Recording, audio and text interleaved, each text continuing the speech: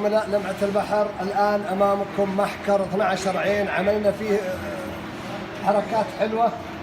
لاحظ هنا 60 في 60 بارتفاع 50، الفار ما يدخل نهائي. القفل نظام العصفورة، شايف نظام العصفورة بس كذا.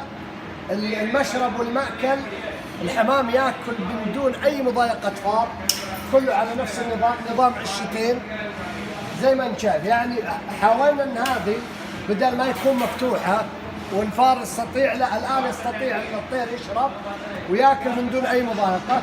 تبي تغير بس ترفع ذا، تعمل تنظيف، ترجع تطبق ذا، يمسك كذا.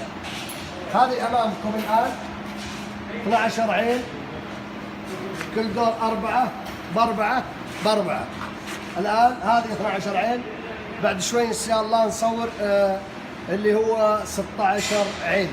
اتمنى تكون حاجه. طبعا هذه برضه استخدمنا التيوب، هذه جلفنه، ما عاد في زي اول بويه سواء هنا او هناك، لا الان استخدمنا برضه، عملنا لها جلفنه.